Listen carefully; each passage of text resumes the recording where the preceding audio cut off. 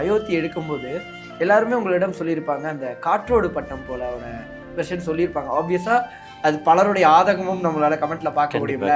தேசிய விருதுக்கான ஆதங்கங்களை வந்து பார்க்க முடியும். முதல்ல அது எழுதின பாடல் வந்து யாரோ வந்து போகும் இந்த வாழ்விலே சில பேரோட சொந்தம் மட்டும் தங்கிக் கொள்ளும் நெஞ்சிலே. பாடல் வந்து முழுமையாக பாசிட்டிவ் வைப்ரேஷனாக இருக்குது. அங்கே மனைவி இழந்து வேனில் ஏர்போர்ட்டுக்கு அழைச்சிட்டு போகிறாங்க ஆம்புலன்ஸில். அப்போ இந்த பாசிட்டிவும் இந்த ஃபீலும் கனெக்ட் ஆகுமான்னு பார்த்தா கொஞ்சம் தள்ளி இருக்க மாதிரி இருக்குது. என்னென்ன பண்ணலான்னாவில் ஒன்றும் பிரச்சனை இல்லை, நீங்கள் மொத்தமாக அந்த பாட்டை அப்படி தூக்கி ஓரமாக வச்சுருங்க, நம்ம வேறு எழுதுவோம் அப்படின்னு. அதுக்கப்புறம் எழுதின வருஷம் தான் காற்றோடு பட்டம் போல. கமெண்ட்ல இப்போ வரைக்கும் பார்க்கும்போது உங்களுக்கு எப்படி இருக்கும்? ஏன்னா மகிழ்ச்சியாக தான் இருக்கும். ஏன்னா எல்லாருடைய அல்டிமேட் வந்து அதானே. உங்களை மாதிரி நண்பர்கள் பார்க்குறவங்க கேட்குறவங்களாம் பேசும்போது அல்லது கமெண்ட்டில் கொடுக்கும்போது இந்த பாடலுக்கு தேசிய விருது கிடைக்கும் போது கொடுத்துருவாங்க போல நமக்கும் அப்படி. ஆனால் அதுக்கான ஃபார்மாலிட்டிஸ்லாம் நிறைய இருக்குங்கிறது அதுக்கப்புறம் தெரிஞ்சுக்கிட்டேன். அதுக்கப்புறம் மோஷலாசம்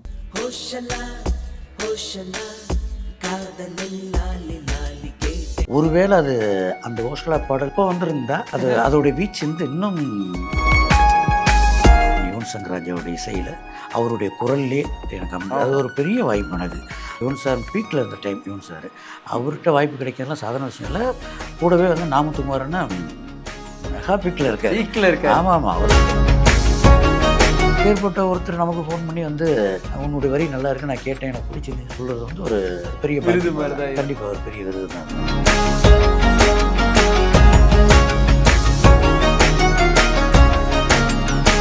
வணக்கம், நீங்கள் பார்த்துட்டு இருக்கிறது டேக் ஒன் தமிழ். நான் உங்கள் விஜய் பிராணேஷ். இன்றைக்கி என் கூட இருக்கிற ஒரு ஸ்பெஷல் கெஸ்ட் பற்றி சொல்லணும் அப்படின்னா, இவர் எழுதிய பல பாடல்கள் வந்து என்னுடைய ஃபேவரட்ஸாக அமைஞ்சிருக்கு. இவரை பற்றி நான் தெரிஞ்சுக்காடும் போது இந்த பாடல்கள்லாம் இவர் எழுதினதாங்கிற ஒரு இது வந்தது. இப்போ நீங்கள் சோஷியல் மீடியா ஓப்பன் பண்ண உடனே எந்த சோஷியல் மீடியா எடுத்தாலும் இவருடைய பாடல் இப்போ எல்லா பக்கமும் ஒழிக்கிறத பார்க்கும்போது ஒரு ஆர்டிஸ்ட்க்கு ஒரு ரெகக்னிஷன் கிடைக்குதுங்கிற ஒரு சந்தோஷம் எனக்கும் இருந்துக்கிட்டே இருக்குது. ஏன் கூட இன்றைக்கே கவிஞர் சாரதி அவர்கள் இருக்காங்க. அவர்கிட்ட நிறைய விஷயங்கள் பேச போகிறோம், வாங்க பேசலாம். வணக்கம் சார். டேக் ஒன் தமிழ் நேயர்களுக்கும் ஒட்டுமொத்த மானுடம் போற்றுகின்ற அத்தனை பேருக்கும் வணக்கம். நான் பாடலாசிரியர் சாரதி. முதல்ல வந்து நான் உங்களுக்கு என்னுடைய நன்றியை தெரிவிச்சுக்கணும்.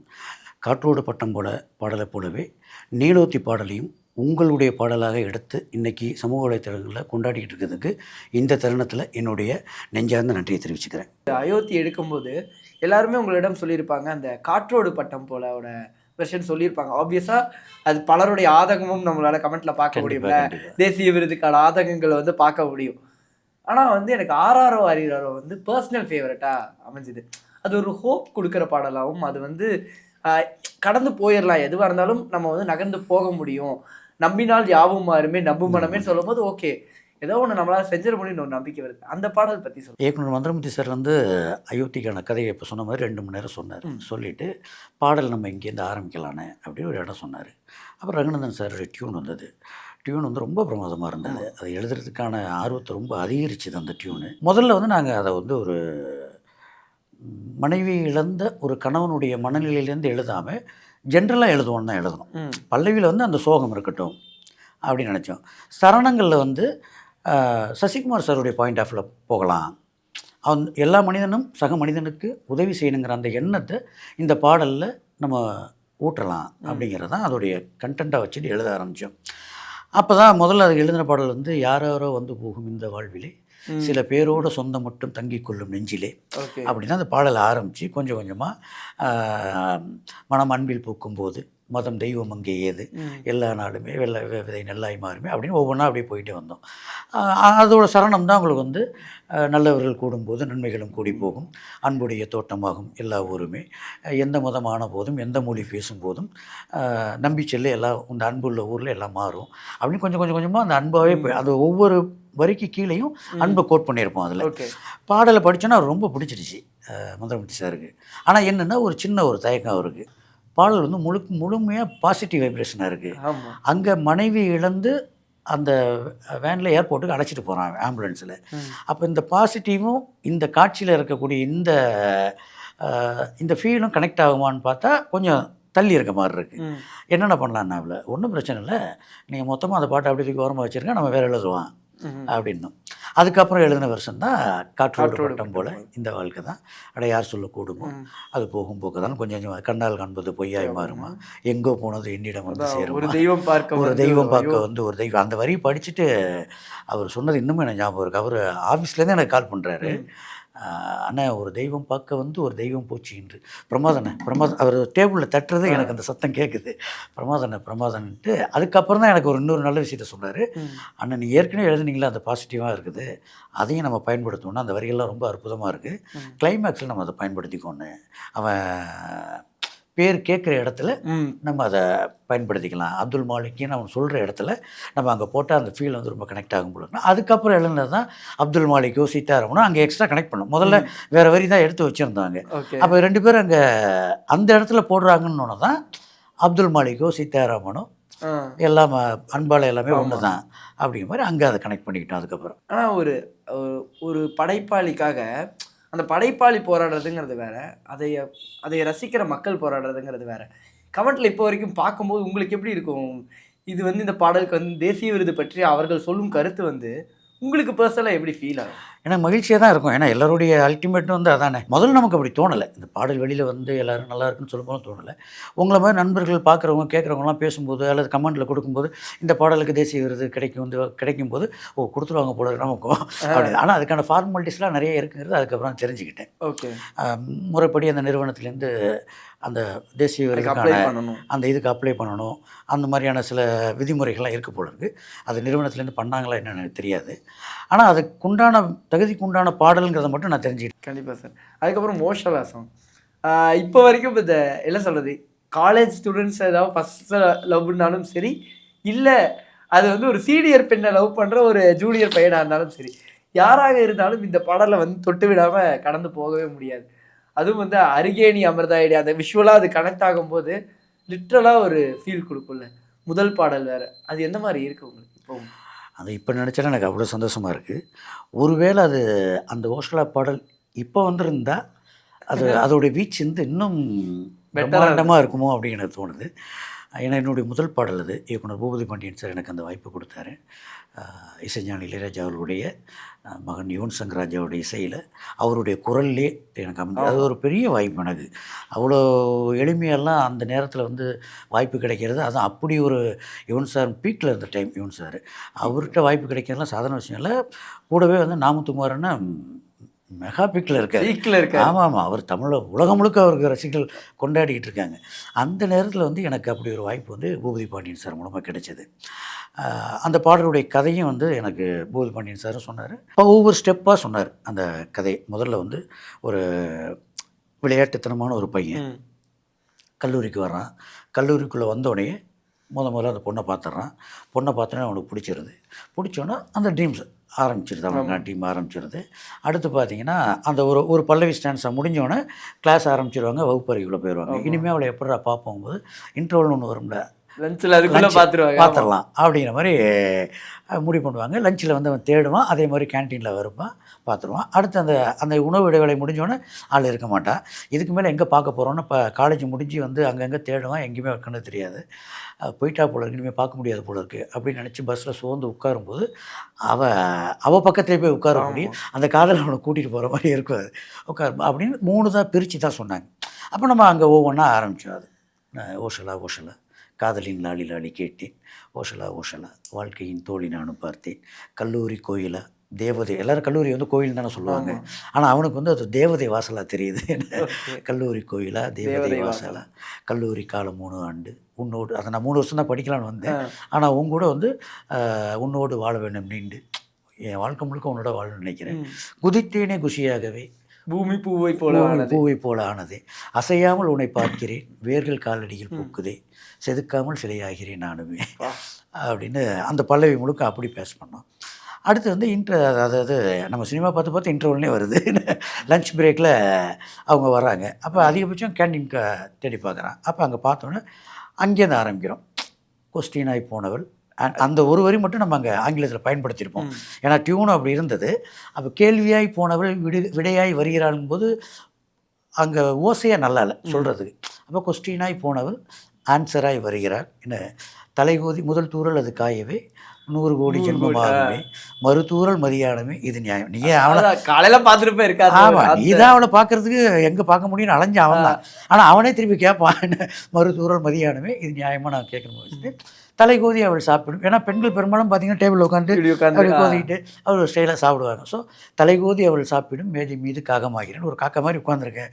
உன்னுடைய பருக்கை உன் உதட்டில் இருந்து போன பருக்கை ஒன்று சிதறி விழுகாதா, அதை சாப்பிட மாட்டோமா அப்படி உட்காத்த தலைகோதி நீ சாப்பிடும் மேஜை மீது காகமாகிறேன் சிதறாத ஒரு சாதமே அதற்காக ஏங்கினேன் அப்படின்னா அந்த பாடல் அந்த இதில் அப்படி போயது முடியாது. ஆமாம் அதான் சொன்னேன். அந்த அருகேணி அங்கேயும் ஒரு யுவன் சார் ஒரு பாஸ் கொடுத்தாரு. அருகேணி பீக் போகும்போது ஓகே அங்கே ஒரு கடன்னு ஒரு ஸ்டெப் ஒன்று போட்டிருப்பாரு அந்த இடத்துல.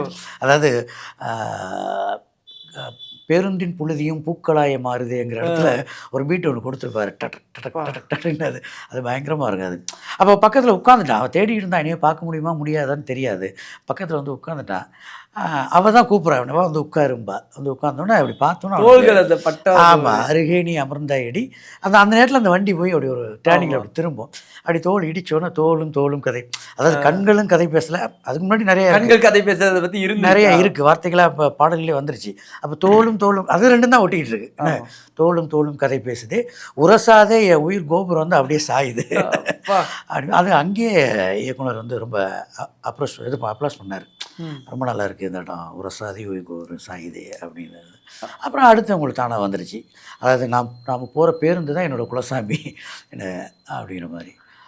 அது நாமத்குமார் சார் உங்களுக்கு கால் பண்ணி அது பாராட்டின விஷயங்கிறது ரொம்ப இதுவான ஒரு விஷயமா இருந்தால் அந்த டைமில் அவர் பீக்லேயும் இருந்தார்ல சார். அப்போ ஒரு பீக் நாமத்குமார் சார் யாரா இல்லை? கண்டிப்பாக அவர் மிக உச்சத்தில் இருந்த நேரம் அது. ஒரு நாளைக்கு அவரே நிறைய பெட்டியில் சொல்லியிருக்காரு. ஒரு நாளைக்கு நான் 10 பாடல் 15 பாடல் எழுதிக்கிட்டு இருந்த காலகட்டம் அது அப்படின்னு தான் சொல்லியிருக்காரு. அன்றைக்கி நான் வந்து புதிய பாடலாசிரியர். அதனால் வந்து மேடை ஏறுவதற்குரிய சந்தர்ப்பம் எனக்கு கிடைக்கல. ஏன்னா அங்கே மேடையில் இருக்கவங்களாம் மிகப்பெரும் ஜாமான்ல இருக்காங்க. அதனால் வந்து என்ன மேடைக்கு அழைக்கலை.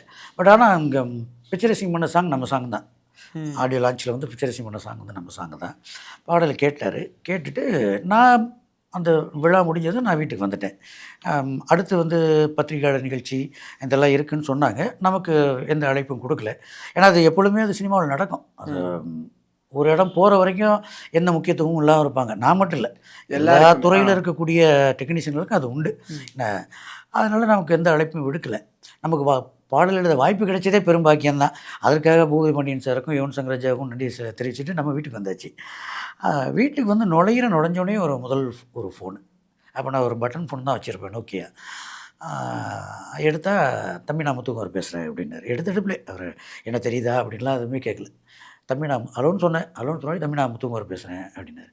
ஆனால் சொல்லுங்கண்ணே அப்படின்னேன். ஹோஸ்டலில் நீ தான் எழுதுனியாப்பான்னாரு. ஆமாண்ணே அப்படின்னு. ஏன் மேடைக்கு வரல அப்படின்னாரு. நம்ம கூப்பிடலன்னு அவர்கிட்ட சொல்ல முடியாது. இல்லைண்ணா நீங்கள் தான் எங்கள் சார்பாக தான் அண்ணா நீங்கள் இருக்கீங்களா அப்புறம் என்னண்ணே அப்படின்னு. அப்படிலாம் இல்லைப்பா, நீ எழுதிருக்கில்ல, நீ எழுதினா நீ தான் மேடைக்கு வரணும், நீ என்கிட்ட வந்து சொல்லிக்கலாமே, நானும் மேடைக்கு கூப்பிட்டுருப்பேன் அப்படின்னாரு. பரவாயில்ல, அதனால என்ன இருக்குது, அடுத்தடுத்த மேடைகளில் பார்த்துக்கலான்னு அப்படின்னு. ரொம்ப நல்லா எழுதியிருக்கடா. அவரை நான் பாடல் முழுக்க கேட்டேன், ரொம்ப பிரமாதமாக இருக்குது. அவர் அதை அங்கே ஸ்க்ரீனிங் பண்ணும்போதும் கேட்டேன், கார்லேயும் போட்டு கேட்டேன்.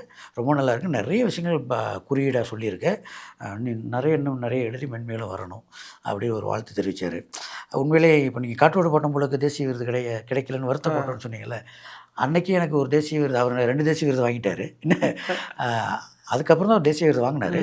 ஆனாலுமே எனக்கு அவர்கிட்டேருந்து ஒரு தேசிய விருது கிடைச்ச மாதிரி தான். ஏன்னா அவரை நேசித்த இளைஞர்கள், இளைஞிகள், கவிதை விரும்பிகள் வந்து உலகம் முழுக்க இருக்காங்க. அப்பேற்பட்ட ஒருத்தர் நமக்கு ஃபோன் பண்ணி வந்து உன்னுடைய வரி நல்லா இருக்குது, நான் கேட்டேன், எனக்கு பிடிச்சிருந்துன்னு சொல்கிறது வந்து ஒரு பெரிய விருது மாதிரி தான். கண்டிப்பாக ஒரு பெரிய விருது தான் அது நமக்கு. ஆனால் அவருடைய பாடலில் உங்களை ரொம்ப என்ன சொல்கிறது, எல்லாருக்கும் ஒவ்வொரு பாடல் இருக்கும்ல, அவருடைய பாடல் உங்களை ரொம்ப இது பண்ண பாடல் இது வசந்த் சார் படத்தில் ஒன்று, கடல் தாண்டும் பறவைக்கெல்லாம் இளைப்பார். அதெல்லாம் வந்து சாதாரண விஷயம் இல்லை. நீ யோசிச்சு பாருங்களேன், ஒரு விஷயம் டக்குன்னு உங்களுக்கு கண்ணு முடியும். கடல் தாண்டும் பறவைக்கெல்லாம் இளைப்பார மரங்கள் இல்லை, ஆனாலும் கண்டம் விட்டு கண்டம் தாண்டும் இறகுகள் வலிக்க. அப்போ அந்த முயற்சி தான். அவ்வளோ பெரிய கடலில் ஒரு நடுப்புற ஒரு மரம் கூட இல்லை, ஆனால் பறவை பறக்காமையாக இருக்குது. அப்போ நமக்கு ஒரு வைப்ரேஷன் உண்டாக்குறாரு எல்லா படத்துலையும். என்ன, ஒரு நாளில் வாழ்க்கை முடிந்து போவதில்லை அப்படிம்பார் ஒரு இடத்துல. என்ன, எரிமலை வந்தாலும் வேறு நின்று போர்த்தோடு போகும்பார். எல்லா பாடல்லையுமே அவர் ஒரு பெரிய நெசவு தான் செய்தார் அவர். கண்டிப்பாக.